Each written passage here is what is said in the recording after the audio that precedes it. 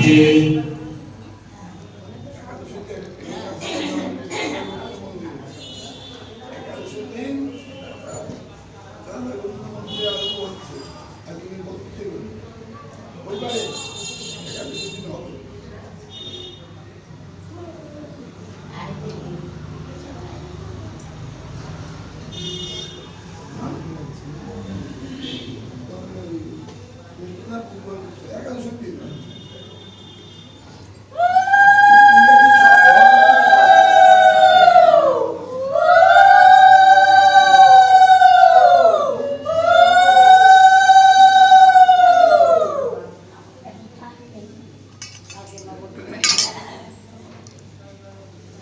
जय निताय, जय गौर, जय श्री राधे।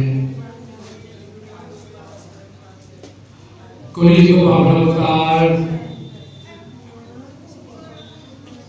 सर्वभूतेन गौर सुंदर निताय सुंदर श्री चरणे शाश्वत अनंत कोटि प्रणाम निवेदन करे আজকের এই আনন্দ তীর্থে আমরা সমবেত হয়েছি গৌর গোবিন্দ কথা রসিক আস্বাদন করব বাসনা নিয়ে।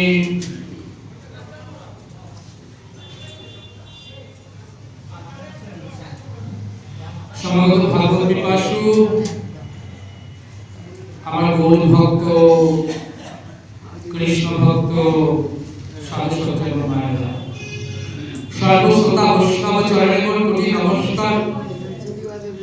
কৃপা করে সবাই মিলে চরণে ধুলি দেহ মস্তকে আমার গৌর গোবিন্দ কথা আমি কিছুই না জানি। গৌরাঙ্গ যাহা কৃপা করে ভালোবেসে কঠিনাই তাহা ভিন্ন ভালো মন্দ কিছুই না জানি। গৌর গোবিন্দ কথা হয় প্রেমের লহরী একবারে বাজন করে দু হাত তুলে বলা হয়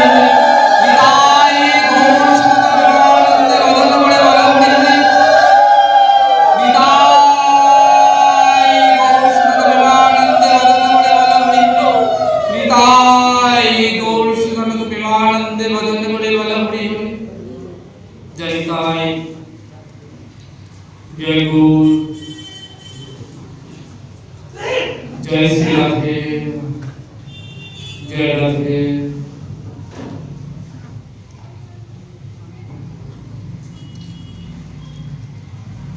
कलियुग अवतार गौर सुंदर एकांत करुणा भजन निताय सुंदरेर विश्व वैष्णव शिरोमणि कविराज कृष्णदास गोस्वामी चरण आज থেকে কয়েক শতাব্দী পূর্বে মধুময় শ্রীধাম বৃন্দাবনে परम प्रेममय भूमि वृंदावन मुकुट भूमि महाभावमय भूमि श्री श्री राधा कुंड तटे बसे वृंदावनेर निष्किंचन वैष्णवगणेर आदेशे अनुरोधे रचना करेছিলেন चैतन्य लीलामय रूपम ग्रंथ श्री श्री चैतन्य चरितामृतम।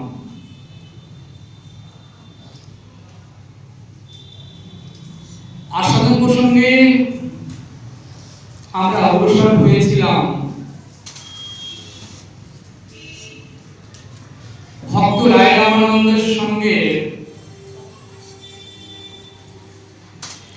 মহাপ্রভুর মিলন প্রসঙ্গ নিয়ে এবং সাধু সাধন তত্ত্ব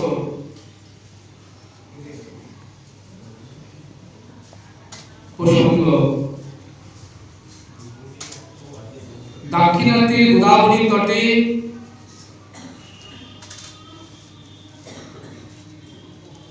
সন্ধ্যাকালে সেই নির্জন স্থানে ভক্ত রায় রামানন্দ এসেছেন। তার আসবার পূর্বেই মহাপ্রভু অধীর আগ্রহ নিয়ে উৎকণ্ঠা নিয়ে বসে আছেন কখন তার প্রিয় ভক্ত রায় রামানন্দ আসবেন এবং তার সঙ্গে সাধ্য সাধন তত্ত্ব নিয়ে আস্বাদন করবেন। তো আমরা আরো তিনটে পর্বে আমরা সে প্রসঙ্গে আস্বাদন করেছি। প্রভু কহে পরশ্লোক সাধ্যের নির্ণয়, রায় কহে স্বধর্ম আচরণে বিষ্ণু ভক্তি হয়। প্রভু কহে এহ বাহ্য আগে কহবার, রায় কহে কৃষ্ণ কালবার্পণ সর্বসাধ্য সার। প্রভু কহে এহ বাহ্য আগে কহবার, রায় কহে স্বধর্ম ত্যাগ এই সাধ্য সার।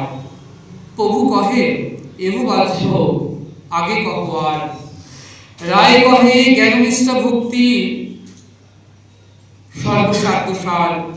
প্রভু কহে এহ বাহ্য আগে কহবার, রায় কহে জ্ঞানশূন্য ভক্তি সর্বসাধ্য সার।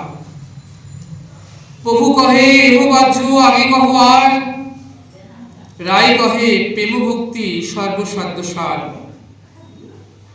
প্রভু কহে এহ বাহ্য আগে কহবার, রায় কহে দাস্য প্রেম সর্বসাধ্য সার।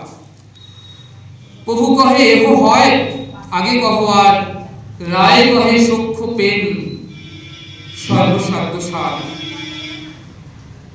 এতক্ষণ বাহ্য বলতে বলতে বললেন এহ হয়। এবার প্রভু কহে এহ উত্তম আগে কহবার, রায় কহে বাৎসল্য প্রেম সর্বসাধ্য সার। প্রভু কহে এহ উত্তম আগে কহবার, রায় কহে কান্তা প্রেম সর্বসাধ্য সার।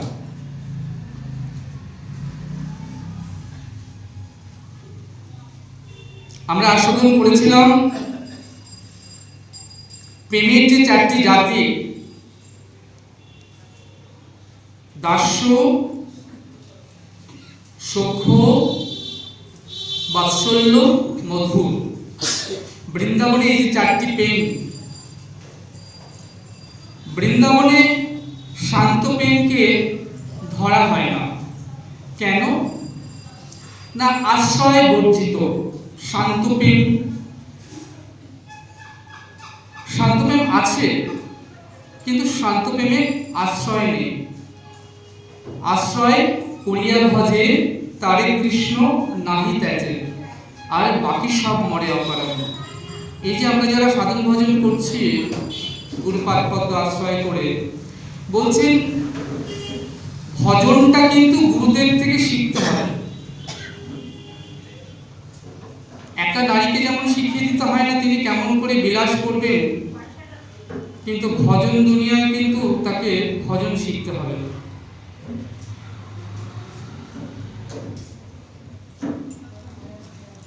শান্ত প্রেমকে দেখা যায় না, বাট শান্ত আছে। এই যে মন্দিরটা দেখছেন, লোকনাথ মন্দির আমরা দেখছি, এর নিচে যে অনেকটা বেস আছে, অনেকটা ইটের গাঁথনি আছে, সেটাকে বাইরে থেকে দেখা যায় না বটে, কিন্তু সেটা আছে। শান্ত না হলে ভজন হয় না।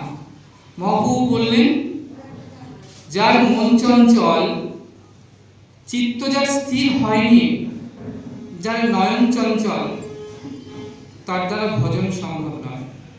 আগে মন স্থির করতে হবে।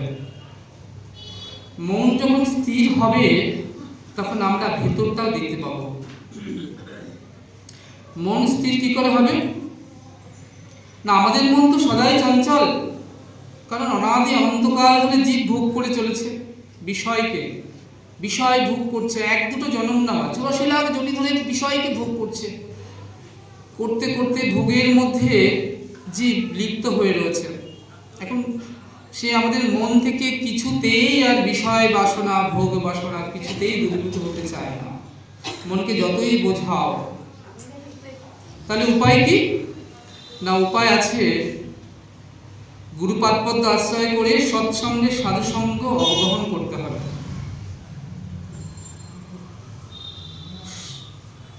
যখন গ্রীষ্মের দাবদাহে শরীর আমাদের কি হয়, ওই গা জ্বালা করে, এত সূর্যের তেজ, আমরা কি করি, শীতল জলে স্নান করলে যেমন শরীরটা শীতল হয়ে যায়, তেমনি হরি কথারূপ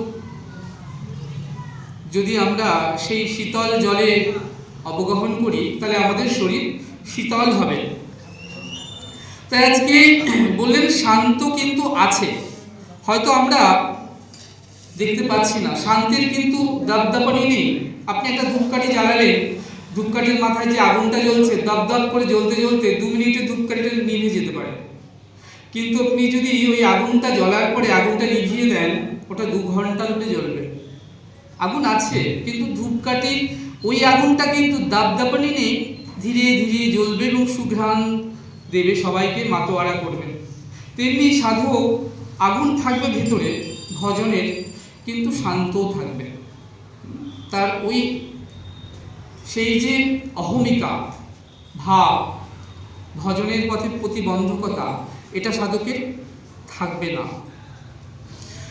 তাই জন্য এতক্ষণ বললেন জ্ঞানশূন্য ভক্তি, জ্ঞান মিশ্রা ভক্তি, নানান ভক্তির কথা বললেন। এবার মহাপ্রভু বললেন এও হয়। এবার যে ভক্তির 4টি জাতির প্রসঙ্গ নিয়ে আস্বাদন করতে করতে এবার বললেন দাস্য প্রেম সর্বসাধ্যসার। দাস্য প্রেমের একটা অসুবিধা হচ্ছে সংকোচ। তুমি প্রভু আমি দাস, সংকোচ আছে।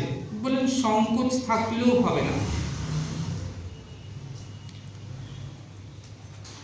ঐশ্বর্য জ্ঞানেতে সর্বজগৎ নিঃসৃত, ঐশ্বর্য শীতল প্রেম নহে অর্পিত, আমাকে বড় মানে আপনাকে হীন, তার প্রেমে কভু আমি না হই অধীন। আপনাকে বড় মানে আমাকে সম কিংবা হীন, তার প্রেমে সর্বভাবে হই অধীন। ভগবান বলছেন যারা আমাকে ভগবানকে ভগবান বলে মানবে তারা আমাকে কোনোদিন লাভ করতে পারবে না। আপনাকে বড় মানে আমাকে হীন। দাস্যপ্রেমের সখারা দেখুন শ্রীদাম সুদাম দাম সুদাম, তারা গোবিন্দকে তাদের থেকে বড় মানে করে না। তারা মনে করে আমরা যেমন আমাদের কানাইও তেমন।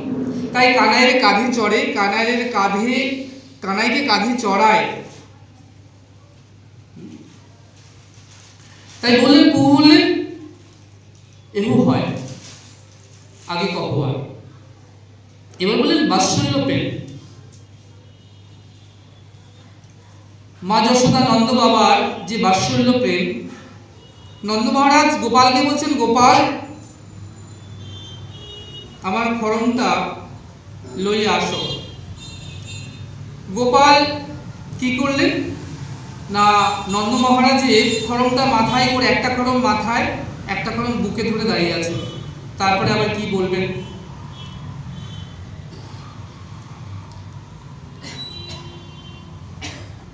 তত্ত্বের দিক থেকে যদি দেখি, তত্ত্বের উপরে রস, অর্থাৎ তত্ত্বটা বেসের উপরে বিল্ডিং।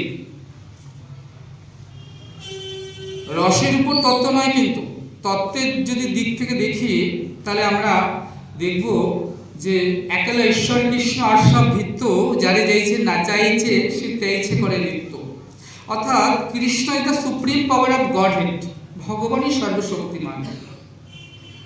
সেখানে কিন্তু ভগবান বলছেন দেখো আমি কারো অর্ডারে বা কেউ আমাকে কোনো কিছু আদেশ করছে আমি তার পরোয়া করি না। এত সাহস কিন্তু কারণ নেই এই ত্রিভুবনে যে আমাকে আদেশ করতে পারে। কিন্তু ভগবান যখন লীলাতে আসে তখন রসের অধীন হন, তখন ভক্ত যা করে যা বলে যেমনটি ভগবান তেমনটি করেন। তাই আজকে লীলাতে যখন এসেছেন যিনি বিশ্বব্রহ্মাণ্ডের পালক, তিনি হয়েছেন মা যশোদার কোলের বালক। তিনি লীলাতে এসেছেন, তো এখন নন্দ মহারাজ আদেশ করছেন যাও গোপাল আমার খড়মটা লয়ে আসো। তো গোপাল খড়ম মাথায় নিয়ে দাঁড়িয়ে আছে, বুকে নিয়ে দাঁড়িয়ে আছে। মহাপ্রভু বললেন এগো হয়,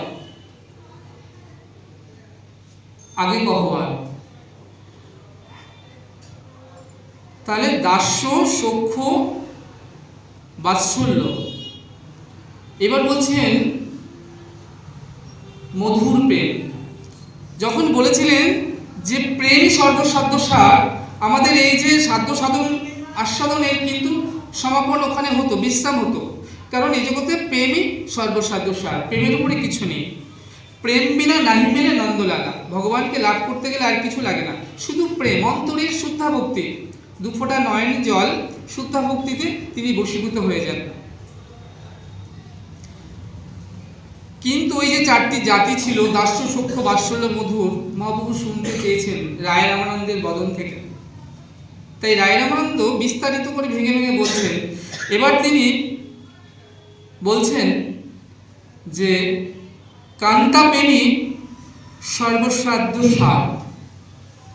কারণ এই সকল প্রেম, দাস্য, সখ্য, বাৎসল্য, মধুর সম্বন্ধ আছে।